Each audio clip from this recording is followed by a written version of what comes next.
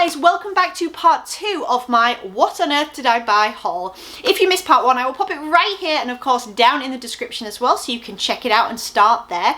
Basically, I went to a Rummage sale over a month ago and then I meant to make a haul video and I didn't. And I forgot what I bought. I don't know what all I have here, but I have a giant bag of shoes right here and I have a tote that's still half full. So together we're going to dig through it and see what on earth I thought to pick up in order to resell it online. If you're new here, welcome. This is a channel all about reselling online, as I mentioned. I sell on Poshmark, eBay and Etsy.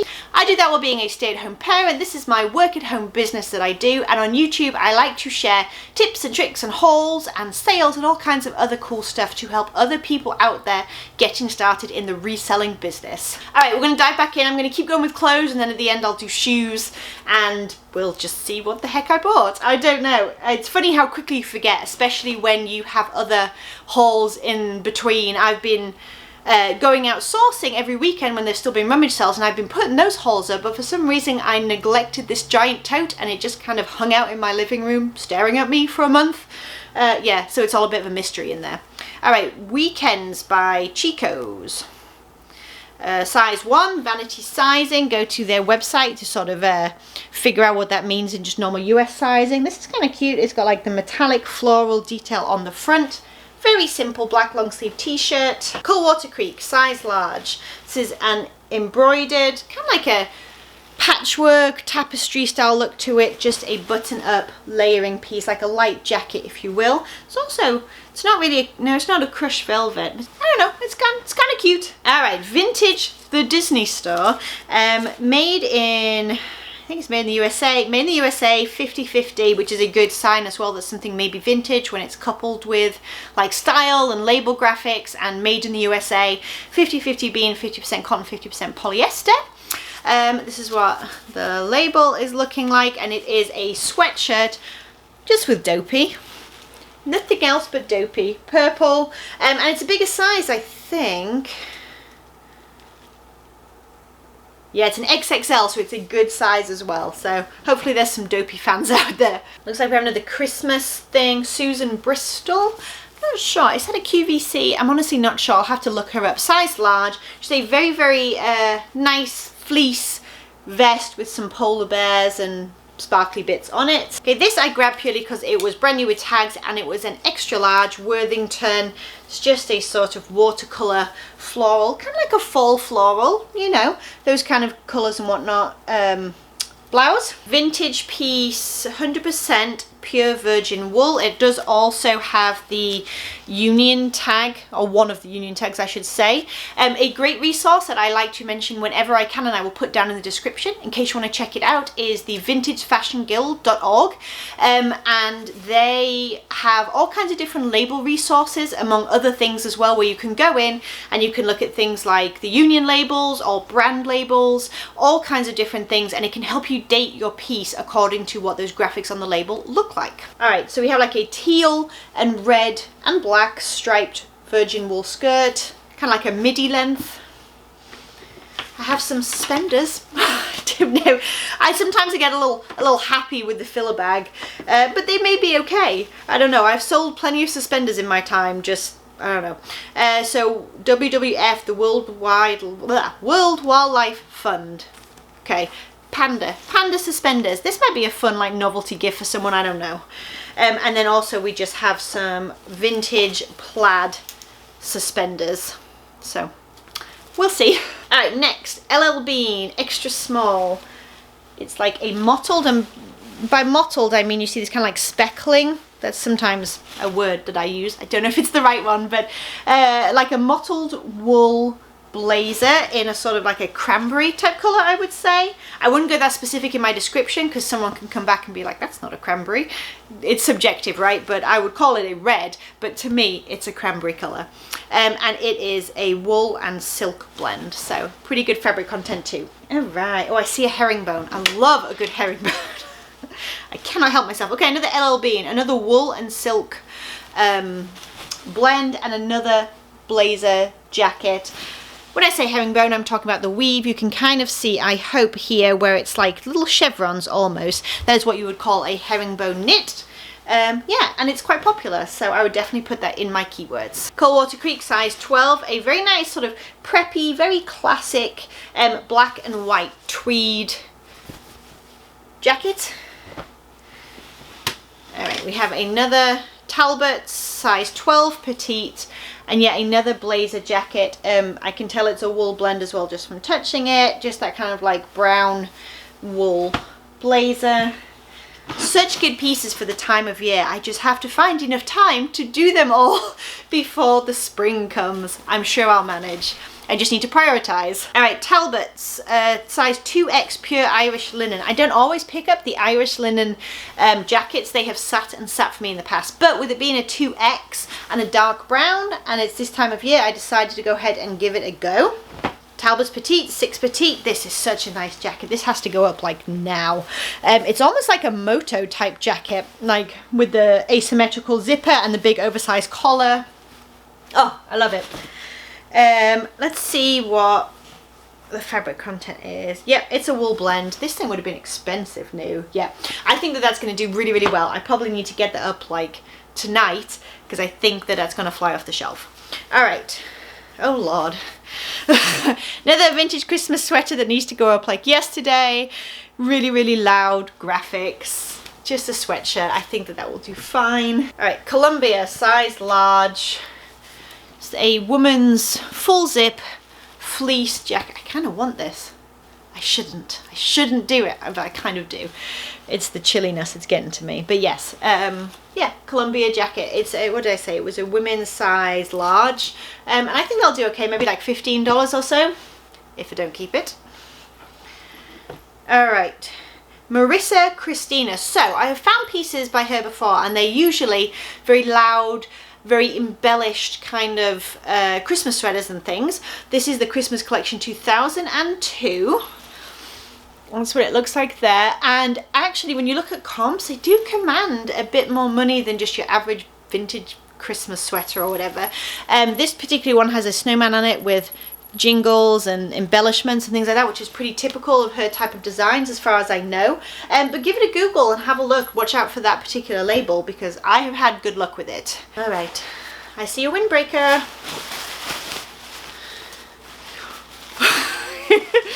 Okay, here's the label. I don't really care about the brand. It's vintage, extremely 90s, 100% nylon. It's like a mint green with a sort of a rose color, if you will, like a mauve rose color piping. And then we also have, for added effect, a rose print. Yes, a floral panel, if you will. Yeah, I still think that that's going to do well. It has to wait for the right buyer. Absolutely it does. But I still think it'll do okay. Lauren Ralph Lauren, 100% linen, extra large, just a long sleeve button-up blouse. Talbot, size large, paisley, sort of very bright, colourful cardigan. Quacker Factory, extra large. Don't pick up all Quacker Factory. I find that the bigger and the louder in terms of the design, the better. However, this is a really sweet red and white polka dots with that kind of like faux pearl embellishment all over, and I think that that will do quite nicely. All right, Woolrich. I believe that this is vintage, looking at the tag. If you happen to know, let me know, but I will also be consulting the Vintage Fashion Guild, like I mentioned. Not sponsored, by the way, just a resource that I use almost every day when selling vintage clothing online, just so you know. So size 10, 100% cotton, and it's like an elastic waist maxi skirt. It's in a really, really beautiful brown plaid. And of course, Woolrich is a good brand, so I think that that will do quite nicely. All right, Lane Bryant, size 18. Oh, hello. There we go. And this has such a nice kind of like military style vibe to it. It's just got that kind of Sahara like brown color to it, and it is a button down dress. Now it would have had a belt, I imagine, because it has belt loops. That's always a clue. But it doesn't have them anymore, so that's okay. I'll just disclose that it doesn't have the belt, and I still think that it'll be absolutely fine. It's such a nice sort of simple style. Right, another vintage Christmas sweater. I did pretty good at this Rummage sale of vintage Christmas sweaters. Why I left them in a box for a month, I couldn't tell you, but I'll be listing them. Size large, just fruit of the loom or whatever, it's made in the USA, but it's cold nose, warm heart with a snowman. So, oh. Alright, Coldwater Creek. This is another tapestry style button down jacket, kind of like, not really a blazer, just a button down jacket, kind of like the boxy cut, if you will. And then this is what it looks like. I call it tapestry just because the way it's embroidered and things like that, with a touch of floral. Alright, Land's End Kid, size extra large or a 16. So it's a pretty good size. This is just like a chocolatey brown zip up puffer jacket with like a hot pink lining, as you can see. Don't know if it's filled with anything interesting. Let's find out. It's okay, so the insulation is 80% down, 20% feathers. Okay. I thought down was feathers. I'm going to have to educate myself on that. Oh, they're flying around. I'm going to have to educate myself on that, apparently. But yes, it is a down and feather-filled puffer jacket. So maybe like 18 or so. Right, Tommy Hilfiger, size medium. Just a very simple sort of raglan baseball style black and white striped top. All right, another vintage sweatshirt. This is what the label looks like, made in the USA. And this is just like, it has little hearts obviously around the neckline, and they're plaid hearts. So I think that that's kind of cute for this kind of season. Coldwater Creek, size small. Grabbed it just because of all of the really, really lovely embroidery all around the neckline there. Very sort of like boho feel. Another Coldwater Creek. This is a petite extra large. And I wonder if you are a silk. We'll find out. Just a watercolor floral sort of sleeveless blouse with a little bit of a sort of tie detail at the neckline. Kind of like, be like a pussy bow. No, I think it's a bit low for that. I'm not sure. It could be a pussy bow where it like ties at the neck. I'll have to see how it sits on the mannequin. But I will definitely be putting that particular thing, that it's a tie neckline, in my title. Oh, words, they escape me. No, it's just polyester. Never mind. All right, next we have Royal Robins, size 12, so women's. This is a nice outdoors brand. I do okay with this, usually maybe between 15 to 25 for each piece, depending what it is. However, these are like the long kind of hiking pants that do zip off to turn into shorts, and these are very popular and do tend to do a little bit better. So again, check your comps when it comes to pricing and things like that, but hopefully these will do quite well. Now, I'm not particularly sure that this is the season for them, but that's okay. Like I said, I like having things for all season in my store all ready to be listed, so if I have to wait till spring also for them to sell, I'm okay with that. All right, two more clothing pieces left. We have a Zara piece, Zara for mum, so I'm going to go ahead and say that maybe like a maternity piece, but it doesn't seem very maternity. Anyway, it's just a chocolate brown like wide neck sweater, nothing amazing. And another Royal Robins piece is extra large. There we go. And this is a hooded sweatshirt, like a long sleeve, well, sweater because it's knit, a hooded sweater in this green, and then it has, I guess just on the back it has kind of an embroidered detail there as well. So pretty cute piece overall. All right, that is all of the clothing. Hurrah! Now I have like one hard good and then some shoes to show you, and then we're done. Okay, so the one hard good that I picked up, well, one and a half, I'll tell you the story. It's this. I need to put the door back on, it's inside. But it is a vintage Polly Pocket Cinderella's Castle. I actually picked up a bunch of Polly Pocket Disney stuff not long ago at a different rummage sale. It was in one of my haul videos, and it was just like some of the rides and some of the little people and things like that. The castle was missing. Well, I sold that for around $50 or so, and it went off to England, but I was missing this piece, and then I bloody well found it at a different rummage sale, but oh well. So this actually does work. It lights up, the clock strikes 12, all kinds of cool stuff happens. Unfortunately, it does not have the key. It's kind of like locks up here at the back. My children found out really quickly that a pair of kid scissors will do the job, and it opens right up, so I'm not too concerned about that. I just have to disclose that it doesn't have the key. But yeah, so hopefully around 35 or maybe even a little bit more for this, but I want to get it listed quickly because Christmas season, toys, all that kind of stuff, someone could be looking for this, you just don't know. All right, and then on to shoes. So I got several pairs of shoes. Clark's is the first one, just like a dark kind of forest green leather mule with it being backless. There we go. It's very, very simple. A little bit of scuffing on the toes and stuff. I will just give it a little bit of buffing with some Doc Marten Wonder Balm, which I'll link down below just in case you're interested to see what exactly I'm talking about. But I find that that brings up some shine in leather shoes really, really nicely. Okay, so next is a pair of Danskos. This is what the logo looks like. There we go. The sizes are 38. Again, go to the, that's a European size, go to the brand website, look at the size chart, that'll translate it for you. And these are just a very classic Dansko clog. Great work shoes. People on their feet all day, like nurses and vets and teachers and all that kind of stuff, they tend to like these. People who work in kitchens. One thing you want to do, that most resellers will mention to you with Danskos, and other shoes as well potentially, is to make sure that they were stored correctly and the soles don't have dry rot. You want to take them and do the bend test. You want to give them a really good wiggle and make sure there's no give. If the shoe has not been stored correctly and there's dry rot in the sole, that is going to start giving weight and you're going to start getting a sticky black residue. You'll know it when you find it. It's awful. And what you don't want to do is end up sending these off to a person, they wear them and they just disintegrate on their feet, because it can happen. So do the test first. Alright, I don't think that the brand is particularly wonderful with these, but I just thought the style was kind of quirky, like super retro style. It's Reaction by Kenneth Cole. Not something I would go out my way for, but there's a lot going on. So they are bright red. I believe that they are leather. I'll have to double check. Super blocky heel. So like, again, very, very like retro looking. Tassel front heels. I think they're kind of cool. I don't think I could pull them off, but I think they're kind of cool, and I think there's going to be a buyer out there who sees them and just absolutely loves them. So I went ahead and grabbed them too. All right, Born, B-O-R-N. Again, not something I pick up all the live long day, but out of filler bag I will. And just a very simple pair of leather flats. Now these were a good find. So I dropped something, and as I dropped it and like bent down to find it, I kind of looked to my right, and stuffed under a shelf, I don't know if someone put them there to go back for them, I wouldn't put it past them, but on the bottom of a shelf basically, just sitting there along with other things, were these, and they are Red Wing.